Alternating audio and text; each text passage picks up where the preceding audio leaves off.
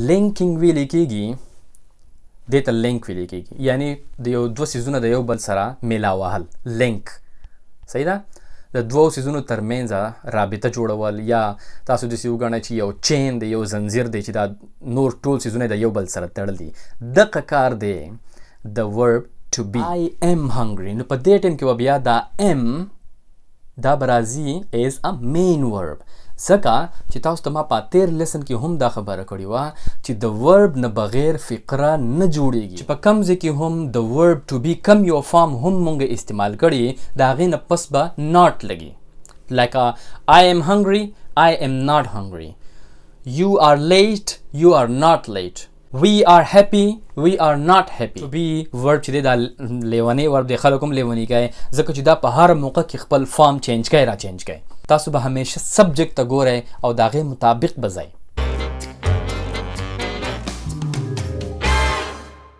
بسم الله الرحمن الرحیم. السلام علیکم ملګرو، امید دی چې تاسو ټول بخیر. مونږه د پارټس آف سپیچ لیسنز شروع کړي دي. د دې نه مخکې مونږه د پارټ نمبر 10 پورې کړي دي چې په هغې کې بیا مونږه ورب شروع کړی و. نن زمونږ د پارټ نمبر 11 او په دې کې به مونږه کوو د ورب ټو بی. د لیسن شروع کېدو نه مخکې لایک او شیر د نه هیر نشي، او ټول زمونږه د یوټیوب چینل خامخا سبسکرایب کړئ. راځو خپل لیسن لا. د ورب ټو بی. د ورب ټو بی مطلب راځي ایگزیسټنس. ایگزیسټنس مطلب دی چې د یو څیز وجود یي. صحیح ده؟ هغې ته ویلی کېږي ایگزیسټنس. اوس ټو بی دا خو د ورب نوم دی. صحیح ده؟ مونږ ورته وایو د ورب ټو بی.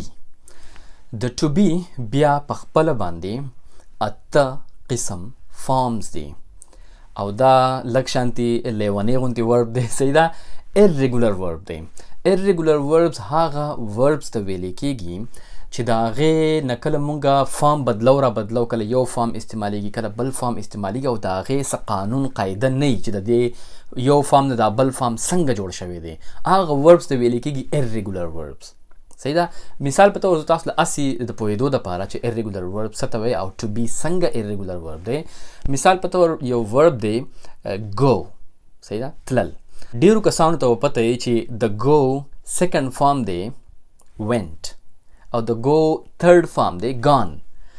اوس تاسو په خپله باندې سوچ وکئ چې د go یعنی د فرست فارم نه سیکنډ فارم went څنګه جوړ شوی دی. لکه د دې څه توک نه جوړیږي، څه قاعده یې نشته دی، خو ځکه دې ته ویلی کېږي irregular ورب چې د دې څه قاعده نشته دی. نو کم چې هم irregular وربز دي هغه به تاسو رټه لګوئ، یادوئ به په خپل ذهن کې به کېنوئ چې د دې فرست فارم داسې دی او د دې تھرډ فارم داسې دی، به یادوئ. صحیح ده؟ ښه، اول خود په دې باندې ځان پوه کوئ چې د ټو بی کم اته فارمز دي، نو هغه کم کم ټکي دي. صحیح ده؟ په هغې کې اولنی خو راځي بی. بی په خپله باندې کم چې ټو بی ورب دی، نو اول دی بی. بیا راځي ام، am، is، are، was، were، being، been. دا اته قسم فارمز دي د ورب ټو بی. اوس د ورب ټو بی دوه قسم کرداري، دوه رولي، هغه مونږ د دوو مقصدونو دپاره استعمالولی شو. ورب ټو بی د مین ورب په ځای باندې هم استعمالیږي، یعنی هغه کار هم ورکوي as a main verb، او ورب ټو بی an auxiliary verb هم استعمالیږي کوم ته چې helping verb هم ویلی کېږي. صحیح ده؟ نو دا دوه قسم کردار دی د ورب ټو بی. نو اوس په ننني لیسن کې به مونږ صرف او صرف د ورب ټو بی د هغه کردار باره کې خبره کوو کم چې مونږه as a main verb استعمالو. صحیح ده؟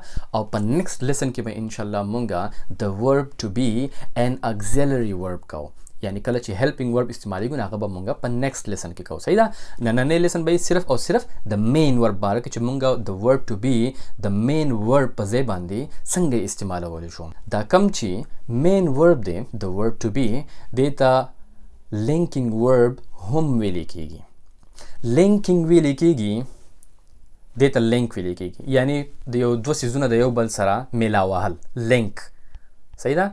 د دوو سیزونو ترمنځ رابطه جوړول، یا تاسو داسې وګڼئ چې یو چین دی، یو زنځیر دی چې دا نور ټول سیزونه د یو بل سره تړل دي.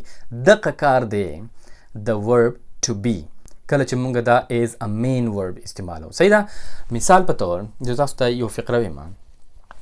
I am hungry. زه وږی یم. صحیح ده؟ I am hungry. اوس تاسو په دې فقره باندې سوچ وکئ. په دې فقره کې داسې ظاهري ورب نه ښکاري. ورب خو هغه ټکو ته ویل کېږي چې په کم کې څه نه څه اکشن وي، که هغه ذهني اکشن وي، منټل اکشن وي، او که هغه فزیکل اکټیویټي وي، په هغې کې څه موومنټ وي، خو هغه ورب وي. نو تاسو اوس که دلته کې خیال کړي I am hungry، نو په دې کې داسې څه اکشن نشته دی، څه ورب پکې نشته دی. نو په دې ټایم کې به کم د ورب ټو بی موږ کم یو فارم استعمال کو؟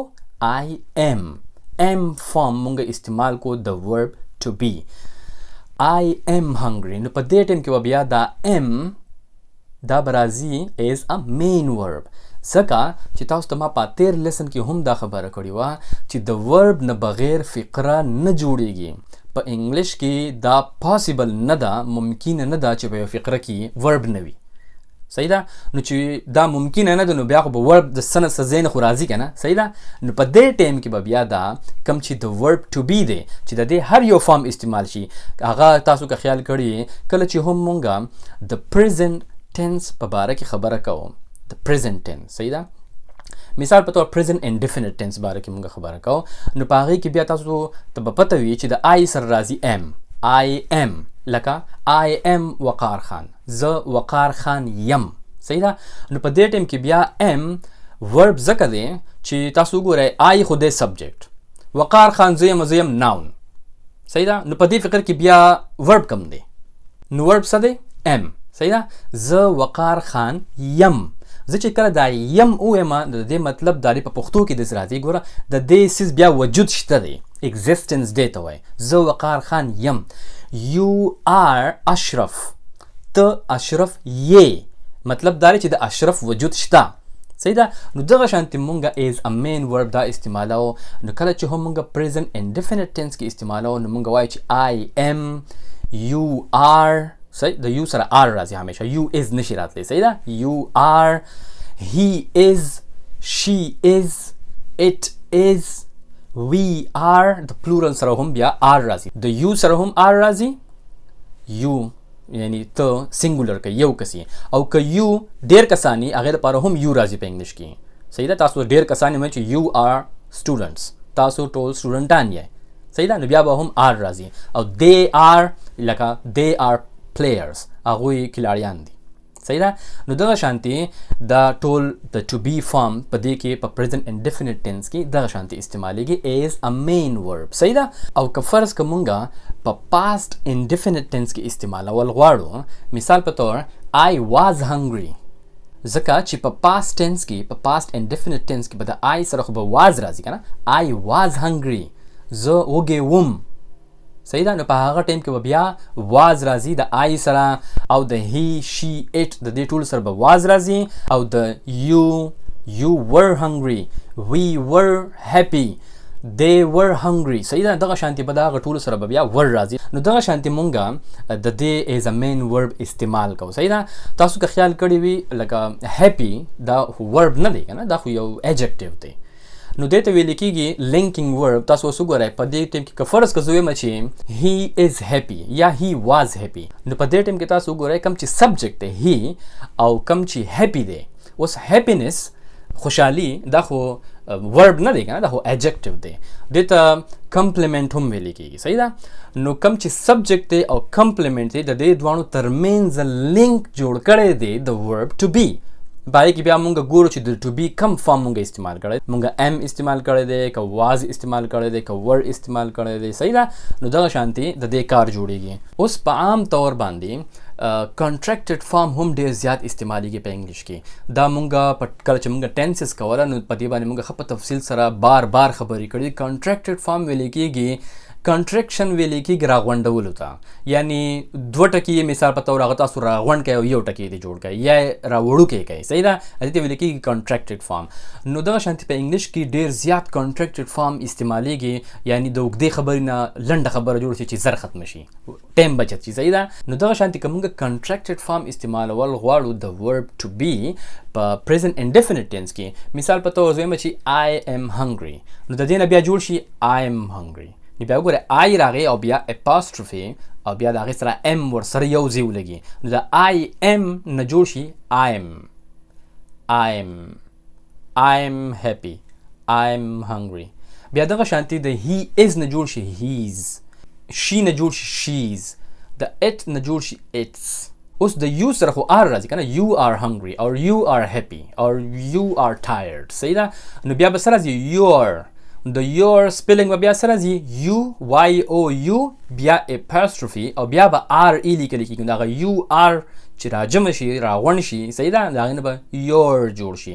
نو پرونانسیشن بدلیږي، صحیح ده، you are نه به جوړ شي your، خو دا your سپیلنګ ته به ګورئ په لیکلو کې به همیشه اپاستروفي پکې کوئ. که تاسو صرف your ولیکئ او اپاستروفي پکې ونه کوئ نو هغه بیا راځي your، هغه خو بیا بیخي معنی بدله شوله، صحیح ده. نو سپیلنګ ته به خیال کوئ. دغه شانتي د we are نه به جوړ شي where، صحیح ده، where. دغه شانتي د they are نه به جوړ شي there. د where سپیلنګ به راځي we بیا اپاستروفي او بیا re where، او د there به راځي THEY، دا خو دی شو، بیا به اپاستروفي او بیا RE به راځي، نو there به راځي، صحیح ده. دغه شانتي دا د کنټریکټډ فارم دی. دلته کې دا یوه خبره یاد ساتئ چې کوم دا کنټریکټډ فارم دی دا مونږ صرف په پریزنټ ټینس کې کولی شو، په پاست ټینس کې مونږ نشو کولی. که فرض که زه ویم چې I was hungry، صحیح ده، نو اوس د دې مونږ کنټریکټډ فارم نشو جوړولی، I was hungry نشي راتلی، غلط راځي، صحیح ده. او په دې کې بیا یو بله مسله هم راځي، که فرض که زه ویم چې you were hungry، ته وږی وې، صحیح ده. که فرض که زه د دې نه کنټریکټډ فارم جوړ کړم او هغه your راشي نو هغه په پریزنټ کې هم دغه شان جوړېږي، نو بیا پکې فرق پته نه لګي. نو د دې وجې نه کنټریکټډ فارم هغه به صرف او صرف جوړېږي د ورب ټو بی په پریزنټ ټینسز کې. کله چې موږ د سمپل ټینس خبره کوو، د انډیفینټ ټینس خبره کوو، صحیح ده. په کنټینیوس ټینس کې، په پریزنټ کنټینیوس او په پاست کنټینیوس، په دواړو کې جوړېدی شي، هغه به لږ وروسته راشي، زه به بیا په هغې باندې تاسو پوهېږم. خو د پریزنټ انډیفینټ ټینس او د پاست انډیفینټ ټینس کې دا خبره یاد ساتئ چې کنټریکټډ فارم صرف په پریزنټ انډیفینټ ټینس کې جوړېږي، صحیح ده.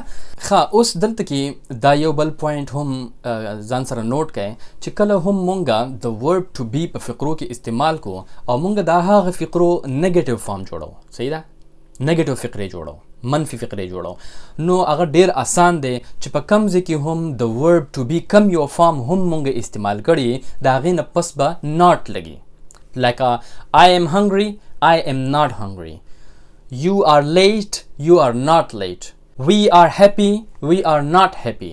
دغه شانتي په پاست ټینس کې هم I was hungry، I was not hungry، you were happy، you were not happy.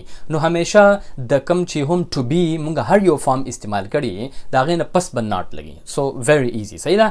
خو دلته دا یوه خبره یاد ساتئ چې په دې کې هم په نیګیټیو سنټنسز کې هم کنټریکټډ فارم استعمالیږي او ښه ډېر استعمالیږي، صحیح ده.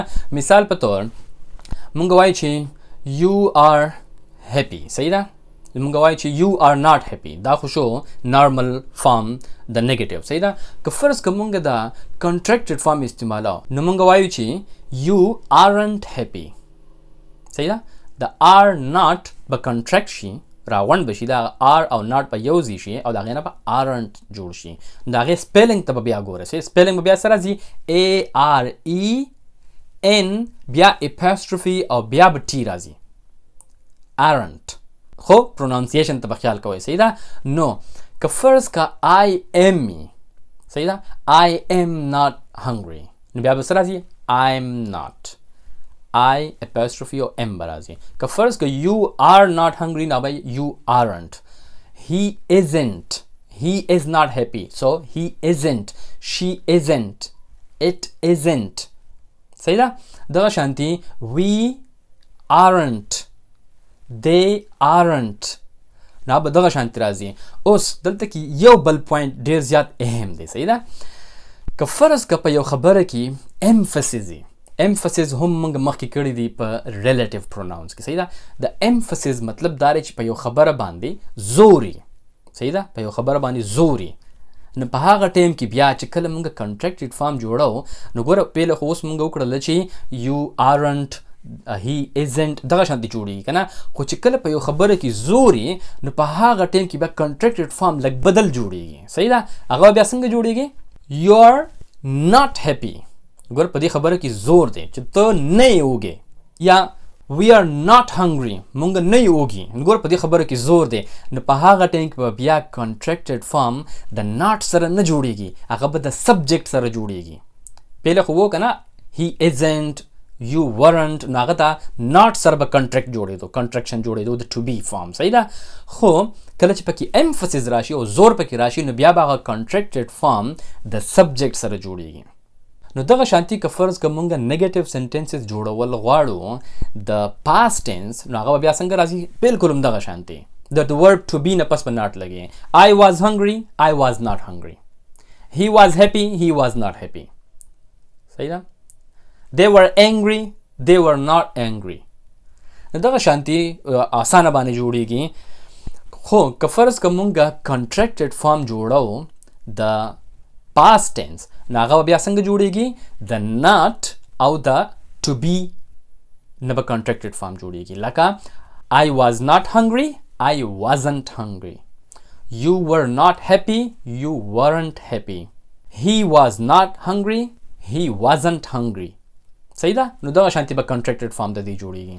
بیا دغه شانتي چې کله مونږه interrogative sentences جوړو نو هغه هم بالکل ډیر آسان دي. کم چې هم د to be verb مونږه استعمال کړی وي نو هغه به د subject نه مخکې راشي او ورپسې به نور ټوله فقره هم هغه شانتي راشي. مثال په طور هم دغه مثال واخلئ I am hungry. د دې چې مونږ کله interrogative sentence جوړو نو مونږ به څه وایو چې am I hungry نو هغه to be form به د subject نه مخکې راشي. صحیح ده؟ یا you are happy نو د دې چې موږ کله interrogative sentence جوړو سوالیه فقره جوړو نو هغه به سره راځي are you happy. صحیح ده؟ نو ډېر آسان دی، په دې کې دومره ډېر زیات څه explanation ضرورت هم نشته دی.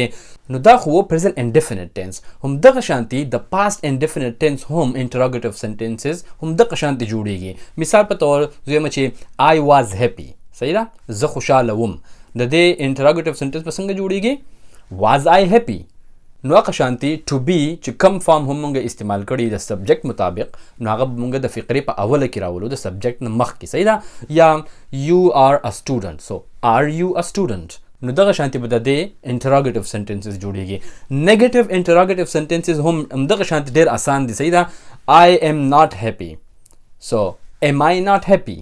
صحیح ده؟ نو دغه شانتي هغه د verb to be چې هر یو فارم لګېدلی هغه به د سبجیکټ نه مخکې راشي، ورپسې به بیا سبجیکټ راشي او بیا به not راشي او بیا به بقایا فقره am I not happy are you not a student are they not angry. صحیح ده؟ are we not tired. نو دغه شانتي د دې negative interrogative sentences جوړیږي. زما امید دی چې په دې باندې به تاسو پوه شوي یې. نو دا و نک شانتي زمونږ ماته پته ده چې دا لیسن ګران دی خو دا هم دغه شانتي دی. to be verb چې دی دا لیونی ورب دی، خلک هم لیونی کوي ځکه چې دا په هر موقع کې خپل فارم چینج کوي را چینج کوي. تاسو به همیشه سبجیکټ ته ګورئ او د هغې مطابق به ځئ. صحیح ده؟ په هغې کې به تاسو بیا انشاءالله نه غلطیږئ. که څوک په دې باندې نه یې پوه شوي نو دا ویډیو بیا وګورئ، ځان له نوټس جوړ کړئ. انشاءالله په را روان لیسن کې به مونږ د verb to be is an auxiliary verb چې دا کله مونږ as a helping verb استعمالو هغه به مونږ څنګه استعمالو نو دا به انشاءالله مونږ په را روان لیسن کې کوو. زما امید دی چې تاسو به څه نه څه خو زده کړي د ننني لیسن نه. د تلو نه مخکې لایک او شیر د نه هیر نشي او زمونږ د یوټیوب چینل خامخا سبسکرایب کړئ. د خپل ځان ډېر خیال ساتئ. د الله په امان.